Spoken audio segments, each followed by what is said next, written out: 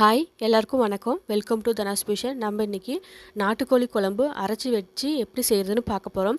இப்போ தான் நம்ம சேனலுக்கு வரீங்கன்னா சப்ஸ்கிரைப் பண்ணிட்டு பாருங்கள். அப்போ தான் நான் போடுற வீடியோ உங்களுக்கு உடனுக்குடனே வரும். இப்படி அரைச்சி விட்டு செய்கிறதுனால இந்த நாட்டுக்கோழி குழம்பு ரொம்ப டேஸ்ட்டாகவும் ரொம்ப மணமாகவும் நம்ம ட்ரெடிஷ்னலாக செய்கிற மாதிரி இருக்கும்.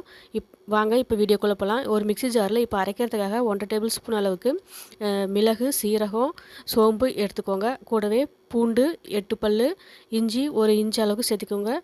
அப்புறம் புதினா, கொத்தமல்லி சின்ன சின்ன பீஸாக போட்டுக்கோங்க.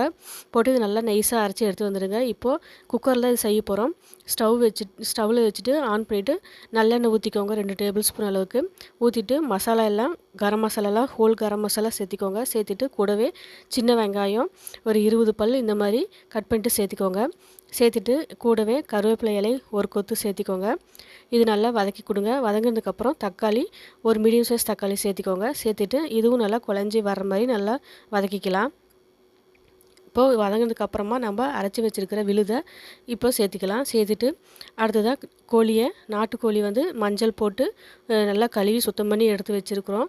அதை இப்போ இதில் சேர்த்திக்கலாம். இப்போ நாட்டுக்கோழி எல்லாத்தையும் சேர்த்திக்கலாம். இப்போ இது எல்லாம் சேர்த்ததுக்கப்புறம் நல்லா கலந்து கொடுத்துக்கோங்க. இந்த குழம்புக்கு தேவையான உப்பு கொஞ்சம் சேர்த்திக்கலாம். கல் உப்பு சேர்த்திருக்கிறேன் நான் 1 டேபிள் ஸ்பூன் அளவுக்கு. சேர்த்துட்டு எல்லாத்தையும் நல்லா கலந்து கொடுங்க. அந்த மசாலா எல்லாம் கோழியில் இறங்குற வரைக்கும் நல்லா கலந்து கொடுங்க. இப்போ மசாலா நம்ம சேர்த்திக்கலாம்.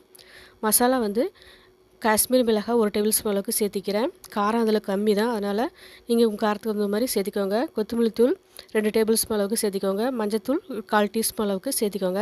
சேர்த்துட்டு மீடியம் ஃப்ளேமில் வச்சுட்டு நல்லா கலந்து கொடுத்துக்கோங்க. மசாலா அப்புறம் கருகி போயிடும். இது நல்லா கலந்து கொடுத்ததுக்கு அப்புறமா இந்த குழம்புக்கு தேவையான தண்ணி இப்போ நம்ம சேர்த்திக்கலாம். இந்த அளவுக்கு நல்லா வதங்கி வரணும்.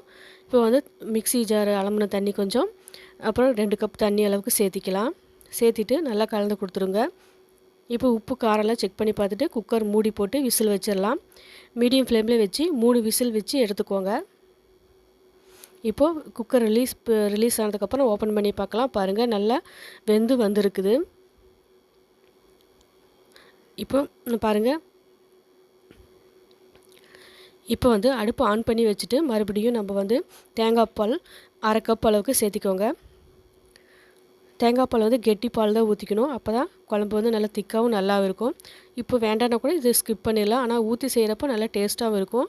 இப்போ ஸ்டவ் ஆஃப் பண்ணிவிட்டு கொத்தமல்லி தழை நறுக்குன்னு சேர்த்துட்டு நல்லா கலந்து கொடுத்துக்கோங்க. அவ்வளோதான், சூப்பரான நாட்டுக்கோழி குழம்பு இப்போ நம்மளுக்கு ரெடி ஆயிடுச்சு. இது இட்லி, தோசை, சாம்பார், சாதம் இது மாதிரி எல்லாத்துக்கூடையும் வச்சு சாப்பிட்லாம். ரொம்ப டேஸ்ட்டாகவும் ரொம்ப நல்லாவும் இருக்கும்.